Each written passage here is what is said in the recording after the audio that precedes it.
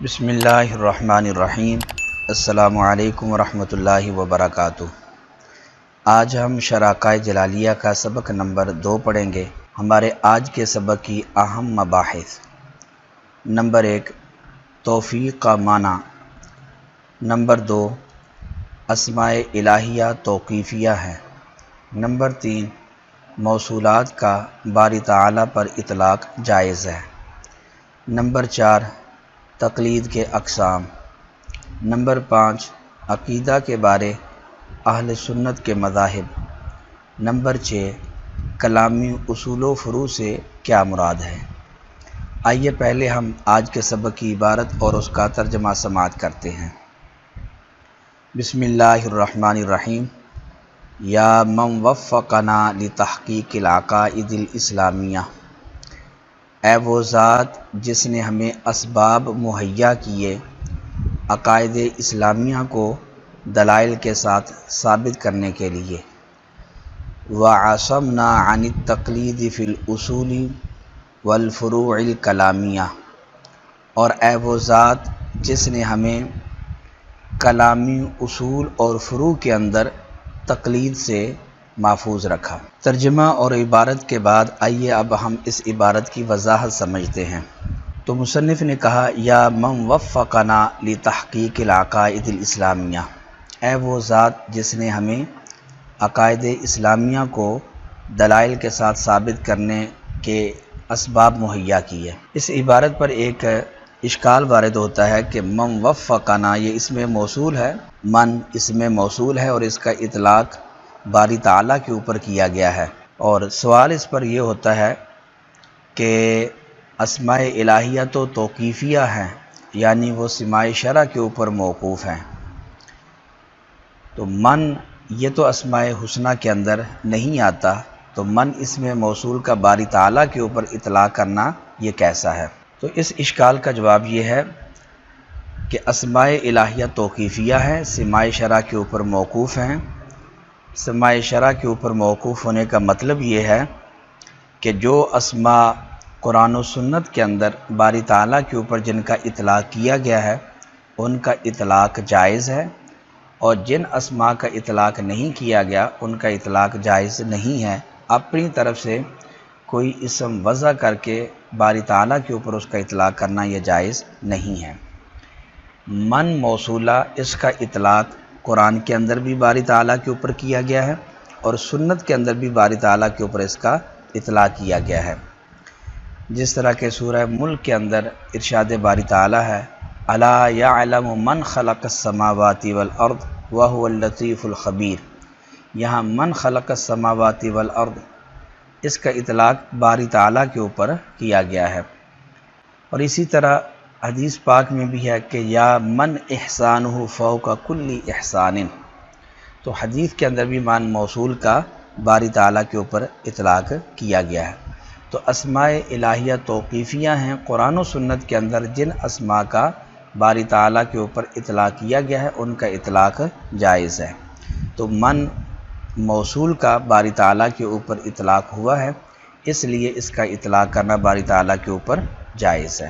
اس عبارت پر ایک اور اشکال ہوتا ہے کہ مصنف نے من وفقنا کہا، ایسا کیوں نہیں کہہ دیا یا ایھا الموفق؟ وفقنا سے اس میں فاعل موفق مشتق کر کے اس کا باری تعالیٰ کے اوپر اطلاق کر دیا جاتا۔ اسی طرح آگے وعصمنا سے عاصم مشتق کر کے یا ایھا العاصم۔ تو اس اشکال کا بھی جواب ہمارے پچھلے جواب کے اندر آ گیا کہ اسماء الہیہ توقیفیہ ہیں، الموفق اور العاصم قرآن و سنت کے اندر ان کا باری تعالیٰ کے اوپر اطلاق نہیں ہوا، جس طرح کہ الرحمن علم القرآن، اب علمہ سے کوئی معلم مشتق کر کے اس کا باری تعالیٰ کے اوپر اطلاق کرے تو یہ اطلاق جائز نہیں ہے۔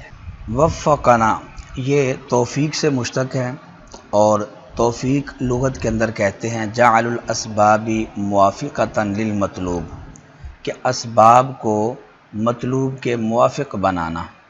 آگے عام ہے کہ وہ مطلوب خیر ہو یا شر ہو، اچھا ہو یا برا ہو، اسباب کو مطلوب کے موافق بنانا یہ توفیق ہے۔ اور اصطلاح کے اندر توفیق کہتے ہیں کہ مطلوب خیر کے اسباب کو موافق بنانا۔ اچھے اور نیک مطلوب کے اسباب کو اس کے موافق بنانا یہ توفیق کہلاتا ہے۔ آگے مصنف نے کہا لتحقیق العقائد الاسلامیہ۔ تحقیق کا معنی ہوتا ہے اثبات المسئلۃ بالدلیل، مسئلہ کو، حکم کو دلیل سے ثابت کرنا، یہ تحقیق ہے۔ اور ایک تدقیق ہوتی ہے، وہ ہوتی ہے کہ دلیل کو دلیل سے ثابت کرنا۔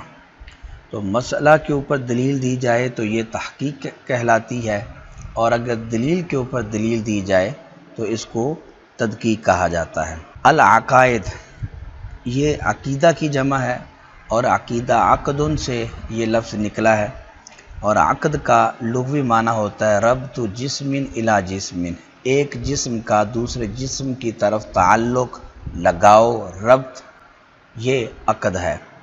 اور اصطلاح کے اندر عقد کہتے ہیں عقد القلب علی الشیء، شے کے اوپر دل کا گرہ باندھ لینا، یہ اصطلاحی اعتبار سے عقد ہے۔ اور عقیدہ یہ معقودہ بمعنی معقودہ کی ہے، اور اس سے مراد ہیں وہ مسائل کلامیہ، مسائل اعتقادیہ کہ جن کے اوپر دل نے گرہ باندھ لی ہے، ان مسائل اعتقادیہ کو عقائد کہا جاتا ہے۔ وَعَصَمْنَا عَنِ التَّقْلِيدِ فِي الْأُصُولِ وَالْفُرُوعِ الْكَلَامِيَّةِ۔ اس عبارت کے اوپر ایک اشکال وارد ہوتا ہے۔ اشکال یہ ہے کہ جس طرح فقہی احکام کے اندر مشہور 4 مذہب ہیں، حنفی، شافعی، مالکی اور حنبلی، اسی طرح عقیدہ کے بارے میں بھی 2 مذہب ہیں۔ ایک ہے مذہب ماتریدی، یہ امام ابو منصور ماتریدی کے پیروکاروں کو کہا جاتا ہے، اور دوسرا مذہب ہے اشاعرہ، امام ابو الحسن اشعری کے جو پیروکار ہیں عقیدے کے اندر، ان کو اشاعرہ کہا جاتا ہے۔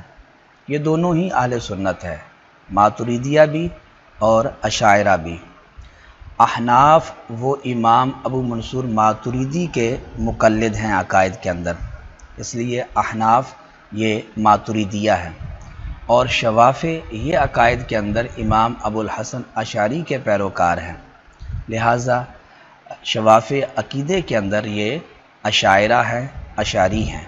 اب اس عبارت پر سوال یہ ہوتا ہے کہ ملا جلال یہ شافعی ہیں اور شوافع عقیدے کے اندر امام ابو الحسن اشعری کے پیروکار ہیں، ان کے مقلد ہیں۔ تو سوال یہ ہے کہ جب ملا جلال اشعری المذہب ہے، یہ اشاعرہ سے ہیں، امام ابو الحسن اشعری کے مقلد ہیں، تو پھر یہ کہنا کہ اے وہ ذات جس نے ہمیں محفوظ رکھا، تو اس عبارت کا کیا معنی ہے؟ کیونکہ وہ تو عقیدے کے اندر امام ابو الحسن اشعری کے پیروکار ہیں۔ تو یہ اعتراض ہے اس عبارت کے اوپر۔ اس اشکال کا جواب یہ ہے کہ تقلید کے 2 معنی ہیں۔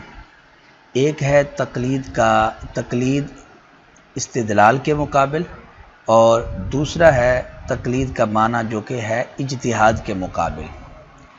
آپ کا یہ اعتراض یہاں تب ہے کہ اگر یہ تقلید اجتہاد کے مقابل ہو تو پھر آپ کا اعتراض یہ مسلم ہے، لیکن یہاں تقلید یہ اجتہاد کے مقابل نہیں ہے بلکہ یہ تقلید استدلال کے مقابل ہے۔ اور اس پر قرینہ یہ ہے کہ پچھلے قضیہ کے اندر مصنف نے کہا لتحقیق العقائد الاسلامیہ، تحقیق، اور اس جملے کے اندر تقلید کا لفظ بولا ہے، تو تحقیق کہتے ہیں استدلال کو، مسئلے کو دلیل سے ثابت کرنا، یہ استدلال کرنا۔ اب اس کے مقابل تقلید ہے، تو اس لیے یہاں تقلید کا جو معنی ہے، تقلید کا معنی یہ ہوگا کہ جو استدلال کے مقابل ہے، لہٰذا شارح پر ملا جلال پر اعتراض وارد نہیں ہوتا۔ اب عبارت کا مطلب یہ بنے گا کہ وَعَصَمْنَا عَنِ التَّقْلِيدِ فِي الْأُصُولِ وَالْفُرُوعِ الْكَلَامِيَّةِ، اے وہ ذات جس نے ہمیں کلامی اصول اور فروع میں تقلید سے محفوظ رکھا، تقلید جو کہ استدلال کے مقابل ہے، یعنی استدلال کی ہمیں توفیق عطا فرمائی ہے اور تقلید سے ہمیں محفوظ فرمایا ہے۔ وَعَصَمْنَا عَنِ التَّقْلِيدِ فِي الْأُصُولِ وَالْفُرُوعِ الْكَلَامِيَّةِ، کلامی اصول اور فروع کے اندر تقلید سے محفوظ رکھا۔ کلامی اصول اور فروع سے کیا مراد ہے؟ تو اس کے اندر تین احتمالات ہیں۔ پہلا احتمال یہ ہے کہ کلامی اصول سے مراد وہ مسائل کلامیہ ہیں جو موقوف علیہ بنتے ہیں، اور کلامی فروع سے مراد وہ مسائل کلامیہ ہیں جو موقوف بنتے ہیں، یعنی جو مسائل کلامیہ موقوف ہیں وہ فروع، اور جو مسائل کلامیہ موقوف علیہ ہیں وہ اصول ہیں۔ جس طرح کہ مثلا کلام یہ اللہ تعالیٰ کی صفت ہے، اسی طرح ارسال رسل یہ اللہ تعالیٰ کی صفت ہے۔ تو یہ ایسی صفات ہیں جو اس بات واجب کے اوپر موقوف ہیں، یعنی پہلے واجب باری تعالیٰ کی ذات کو ثابت کیا جائے گا تو پھر اس کے لیے صفات کو ثابت کیا جا سکتا ہے۔ تو یہ کلام باری تعالیٰ اور ارسال رسل یہ صفات اس بات واجب کے اوپر موقوف ہیں۔ تو اس بات واجب اور ایسے جو مسائل ہیں وہ اصول ہیں، اور کلام جو کہ صفت ہے باری تعالیٰ کی اور ارسال رسل ایسے جو مسائل ہیں کلامی وہ فروع کہلاتے ہیں۔ دوسرا احتمال یہ ہے کہ اصول سے مراد ہیں قطعی عقائد اور فروع سے مراد ہے ظنی عقائد، اور تیسرا احتمال یہ ہے کہ اصول سے مراد وہ خاص مسائل ہیں کہ جن کا تعلق علم کلام کے ساتھ ہے، خاص مسائل کلامیہ، یعنی جو صرف علم کلام کے اندر ہی بیان کیے جاتے ہیں، کسی اور علم کے اندر وہ بیان نہیں کیے جاتے۔ اور فروع سے مراد مسائل مشترکہ ہیں، یعنی وہ علم کلام کے اندر بھی بیان کیے جاتے ہیں اور کسی دوسرے علم مثلا علم فقہ کے اندر بھی وہ بیان کیے جاتے ہیں۔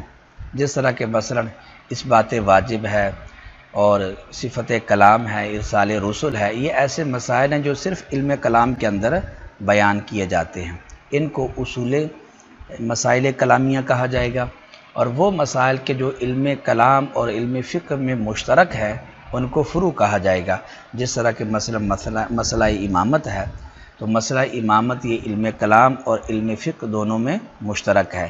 علم کلام کے اندر بھی مسئلہ امامت کے اوپر بات کی جاتی ہے اور علم فقہ کے اندر بھی مسئلہ امامت کو بیان کیا جاتا ہے۔ ہاں جہت کے اعتبار سے فرق ہے، علم کلام میں اور جہت سے مسئلہ امامت پر بات ہوتی ہے اور علم فقہ کے اندر اور جہت سے۔ یہ تھا ہمارا آج کا سبق۔